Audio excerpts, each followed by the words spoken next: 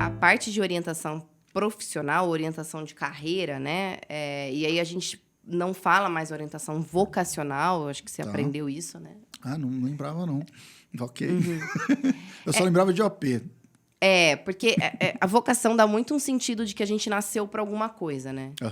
Eu não nasci psicóloga, eu aprendi a ser psicóloga. Né? Então, eu acho que a gente tem habilidades que ao longo da nossa vida a gente vai adquirindo e essas habilidades elas vão se encaixando em algumas áreas. E é justamente isso o processo de orientação profissional. Então, geralmente, a gente tem 4 etapas ali.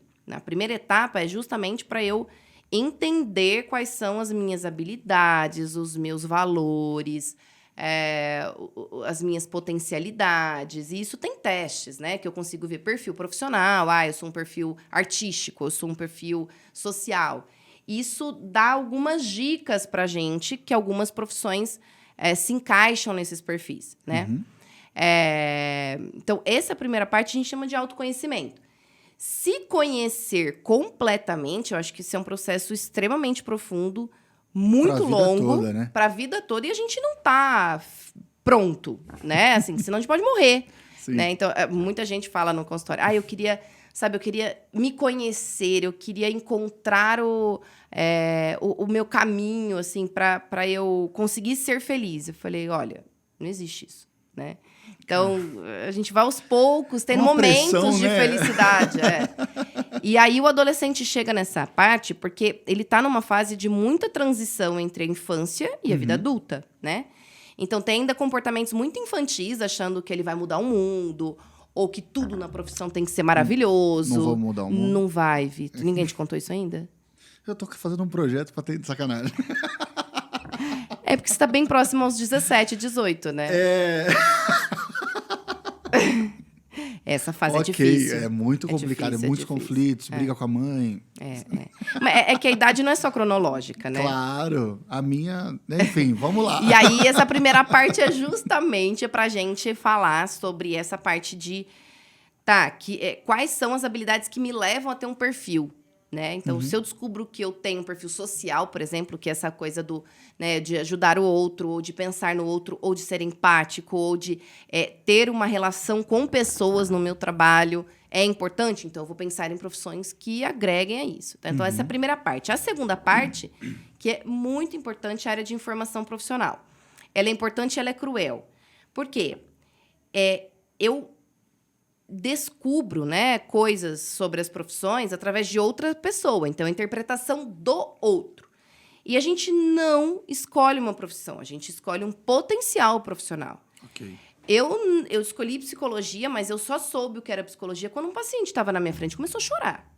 Isso depois de anos de estudo. Exatamente. Depois de 5 anos, no estágio, a pessoa começou a chorar. Eu pensei, perdi a aula, eu não sei o que eu faço com essa pessoa. Eu entrego o lenço, eu abraço, eu saio correndo.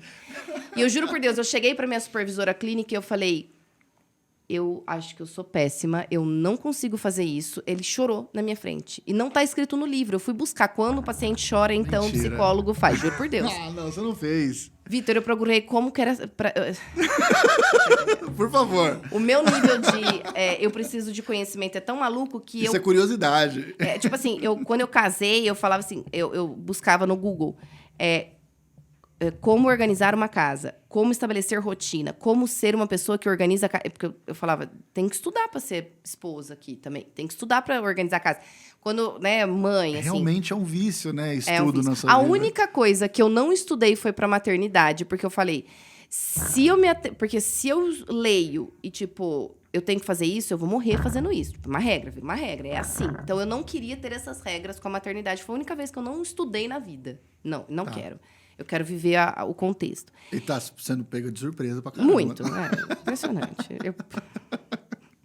Acho que nem um Mas pós-doc. Mas deu uma vontade de falar assim, como... Depois que nasceu, como fazer... Ah, mas eu faço às vezes, né? Ah, tipo, tá.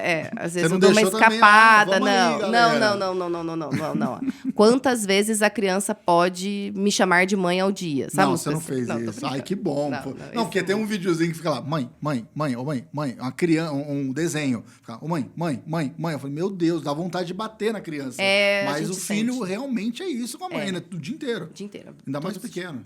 Todos os dias. Todos os dias, 24 horas. Se eu ganhasse 1 centavo cada vez que eu ouvisse a palavra mãe, eu tava milionária. Nossa, podia parar de atender. tinha voltado faz tempo. Então, eu HB20, é bom. Piadas internas. Infelizmente não vai saber. E aí, a informação profissional, a gente escolhe um potencial profissional. A gente só sabe a hora que a gente vai pra prática. Então, quando a gente chama de potenciais reforçadores, né? Quando a gente tá ali conversando com um profissional ou vendo, né, em guias de profissão, essas coisas assim, a descrição das profissões, a gente tenta convergir com aquilo que são minhas habilidades. Então, o engenheiro é capaz de fazer um projeto para começar a ter uma parte de engrenagem no motor, né? Como que eu vou descobrir se eu gosto disso? Quando eu estiver lá fazendo a engrenagem do motor. Potencialmente, eu preciso pensar que talvez isso converge com o meu perfil, que é o mais de exatas, que eu gosto de uma coisa mais, né, convencional, pré-moldada, estabelecida, eu gosto de trabalhar com máquinas. Então, aí eu tenho a informação com o perfil, eu começo a casar algumas coisas. Um terceiro momento, a gente tem que pensar num projeto de vida. Tá. Assim como eu fiz, por exemplo, quando eu fui escolher a minha profissão, né? Então, eu acho lindo o jornalismo, mas eu não estou afim de sair da minha cidade, eu não quero sair da minha cidade. Então, isso é um projeto de vida. Né? Eu adoro biologia, eu gosto da área de humanas, não iria talvez para medicina pura biologia, mas convergir os dois, psicologia, sou curiosa, intrigada pelo comportamento humano, talvez a psicologia. E aí, essa condição de projeto de vida, ela é de mais difícil ainda para o adolescente, porque é se projetar num tempo futuro.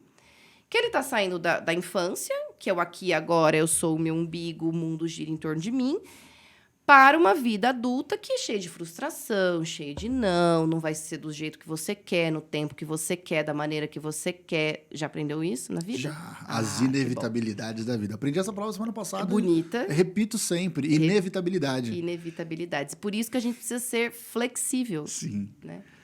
E vulnerável. Cara, mas são essas inevitabilidades, desculpa te cortar, que vai moldando também aquilo que a gente quer fazer. Muita aprendizagem com isso. Por quê? Né? Vou dar o meu exemplo aqui, que eu saí do meu antigo emprego no meio de uma inevitabilidade do mundo, que estava no meio de uma pandemia, e eu vi um mercado crescendo, falando assim, eu posso atuar aqui, posso sanar a dificuldade de algumas pessoas.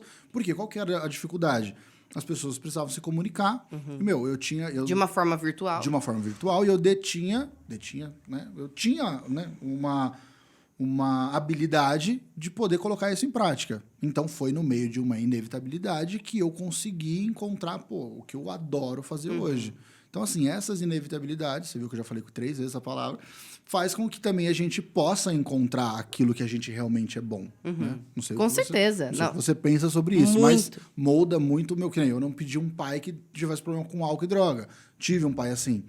Tudo o que aconteceu na minha vida me moldou. Minha mãe teve depressão. Também não pedi que minha mãe tivesse depressão. Muita coisa me moldou. Então, as coisas que são inevitáveis, eu acho que agregam muito a partir do momento que a gente para perceber o que a gente pode aprender com aquilo. Perfeito. Eu acho que projeto de vida... Você viu que eu fiquei inteligente depois, né? Então, por isso que eu falava que você era bom. Eu sempre apostei no seu potencial. Que isso fique registrado. E aí, assim, o projeto de vida é uma condição em que você se projeta num tempo futuro e você tem uma previsão, mas aquilo não é certo, né? Mas você tem uma condição de um risco calculado, né? Então, eu não quero sair de Ribeirão. Então, talvez é uma profissão mais difícil de atuar aqui. Então, eu queria ter horários flexíveis, eu não gostava daquela coisa de bater cartão CLT, eu achava... né? Você queria trabalhar para você, eu na hora queria que você eu quisesse, escolher. Segunda-feira, 14h. Exatamente. Não tô nisso ainda, mas o projeto de vida é esse. Chegando ali. E o quarto momento e final é a tomada de decisão para você conseguir excluir. E aí eu acho que é essa parte mais difícil, porque mais que escolher uma profissão, a gente renuncia. Se eu escolhi psicologia, né, atualmente nós temos mais de 196 ocupações descritas pela Classificação Brasileira das Ocupações, né, da CBO no Brasil. Então, eu escolhi psicologia, eu renunciei a 195.